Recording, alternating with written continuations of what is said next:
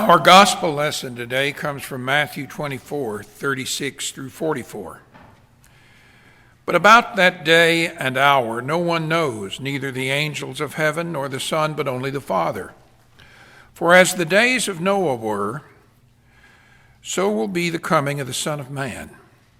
For as in those days before the flood, they were eating and drinking, marrying and giving in marriage, until the day Noah entered the ark. And they knew nothing until the flood came and swept them all away. So too will be the coming of the Son of Man. Then two will be in the field, one will be taken and one will be left. Two women will be grinding meal together, one will be taken and one will be left. Keep awake, therefore, for you do not know on what day your Lord is coming. But understand this, if the owner of the house had known in what part of the night the thief was coming, he would have stayed awake and would have not have let his house be broken into. Therefore you must also be ready, for the Son of Man is coming at an unexpected hour. This is the word of the Lord. Thanks be to God. Keep awake. How many times have you found yourself nodding off in church during a worship service? I look out and I from time to time I see someone who is obviously getting a lot out of my sermon because that person is nodding along with every sentence. Back in Arcadia, where I preached for 26 years, we used to have a couple of guys that sang in the choir, one on either corner. And they both suffered from sleep apnea. And that meant they didn't get a whole lot of sleep at night, so they could make up for it on Sunday morning between 11 and 12. And they'd sing the anthem, and then they'd drift off. And I could often hear them snoring behind me in harmony, one in baritone and the other one almost a basso profundo. My favorite story about sleeping in church involves a deacon in the little church in Perryville, Kentucky, where I preached my last 2 years in seminary. Now this deacon, we'll call him Frank, had a cattle farm, and his farm was a section of land, 640 acres. And every Sunday morning, he'd walk his fence line, checking it for breaks. Now, a section of land is a mile on a side, so that's a 4-mile hike, uphill and down, jumping a creek or two along the way. And Frank walked that fence line every Sunday morning, came home, had a big breakfast, took a shower, put on his suit, came to church, ushered. Now, we took up the offering before the sermon in that church. He took up the offering, and then he would sit down right on the second pew. And then he'd stretch his long, tired legs out, and he'd lean back. There was a 12-foot drop from the pulpit to the floor in that church, so he'd lean back to see the preacher.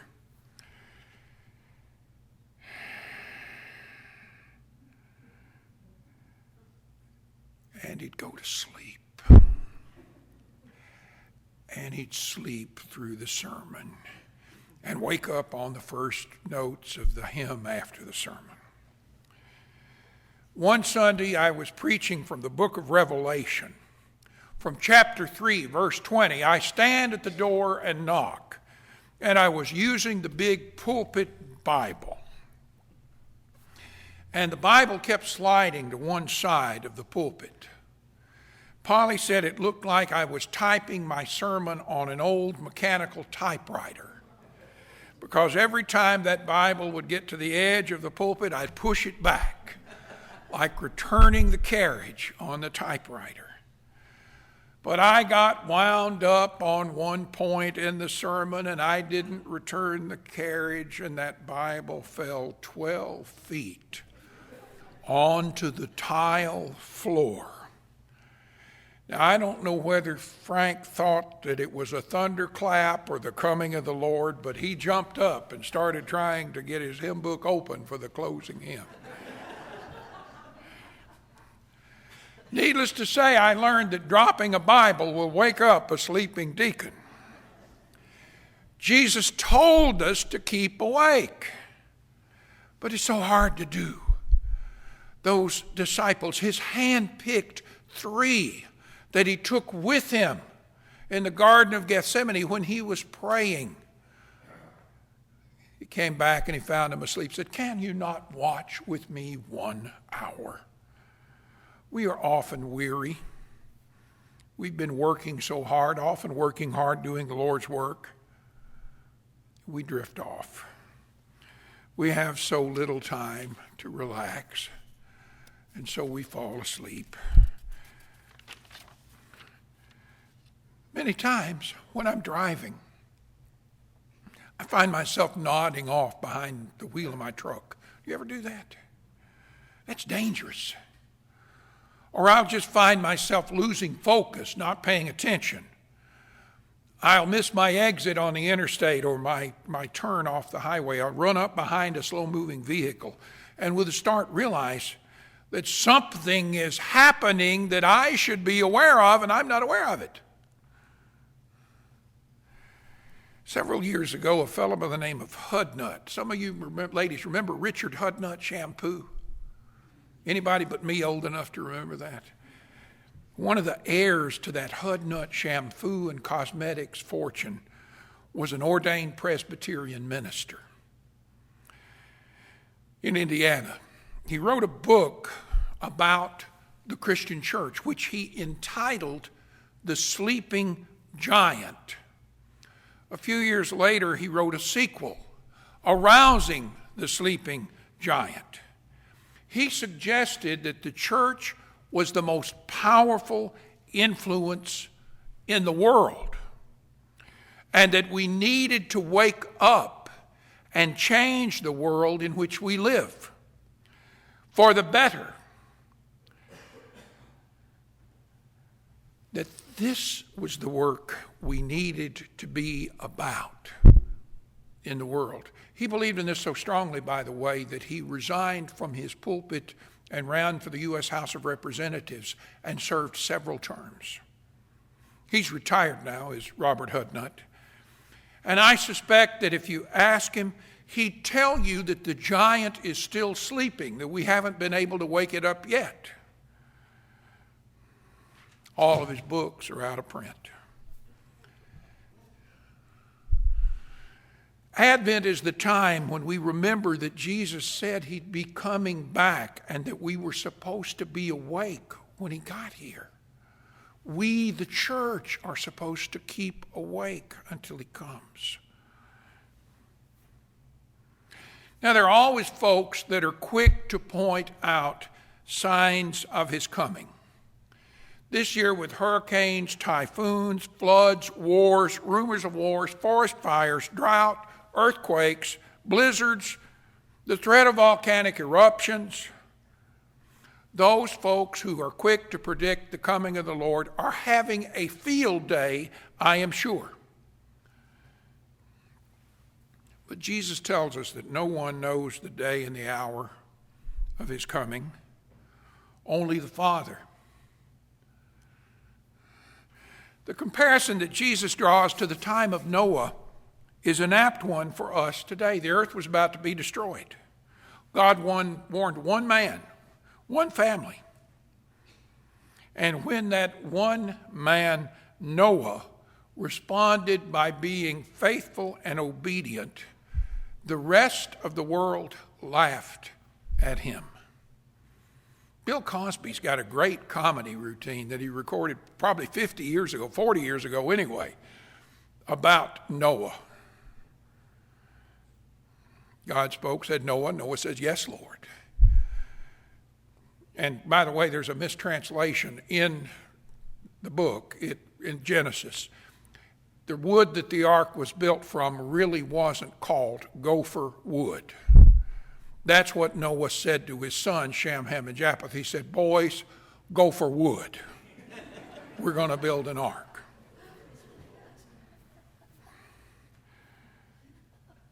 But Noah was faithful. Noah responded to God's call by being faithful and obedient. And his boys responded to their father's directions by going and getting the wood. And the rest of the world still laughed. And they were still laughing when it began to rain. But by the time the rain was finished, 40 days and 40 nights later, no more laughter could be heard. Jesus tells us that two men will be working side by side in the field, and one will be taken and the other one not. And two women will be working together grinding meal, and one will be taken and one will not. We tend to think of the coming of the Lord as a time when the world will end, and everyone will face a final judgment. And the just, the righteous, will go to heaven, and the unjust, the unrighteous, will be condemned to that place where there is darkness and weeping and wailing and gnashing of teeth. And that is the final judgment. That comes in the next chapter, 25 of Matthew. But the picture here is different. The picture here is much like what I've experienced in my years in the ministry. I can't tell you how often I've been in a home to bring comfort and hope at the time of a death, and one has been taken and one has been left. Sometimes it is a husband who has been taken. Sometimes it's a wife. Sometimes it's a child. They were together side by side, and now one is missing, and the other is left and bereft.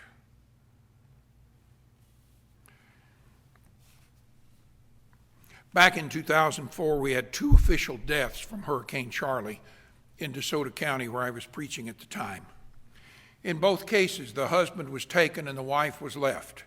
In both cases, they were side by side, working hard, battening down the hatches, getting ready to ride out the storm.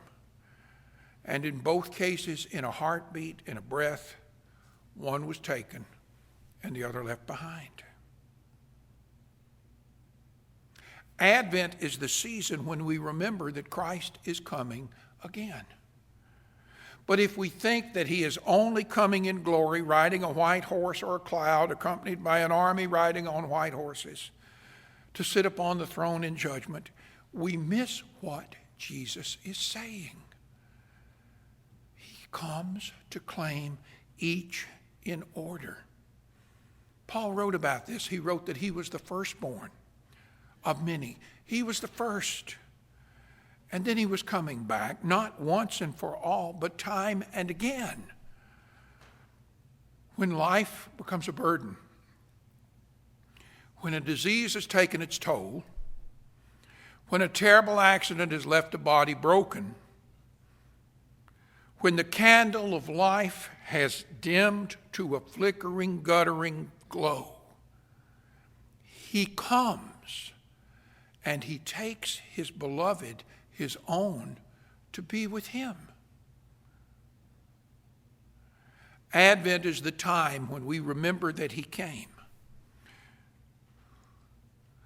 We will miss loved ones around the Christmas tree, around Christmas time. We miss them Thanksgiving around the table. Special ones we've lost in the past, the dearest ones we've lost in this past year. We will miss them as we remember them always.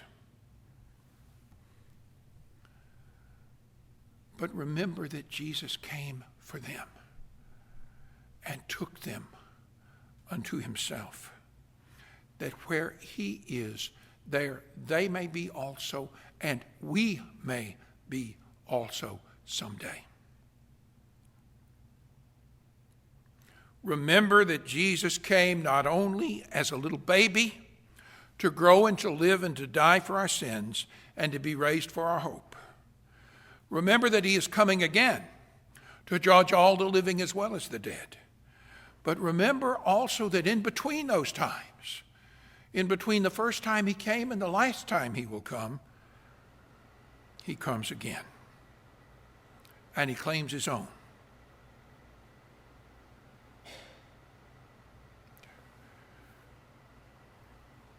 Remember that the one sitting next to you could be gone by this time next year, by the end of the week, by the end of the day. And realize how precious each day, each hour, each moment may be.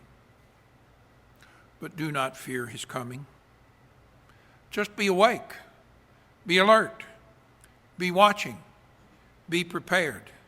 For he is surely coming, and when he comes, we will rejoice in his kingdom that is here and now, as well as there and then. And to the King of glory, the risen Lord, the coming Christ, be the power and honor, the dominion and the praise in the church and in the world, now and forevermore. Amen.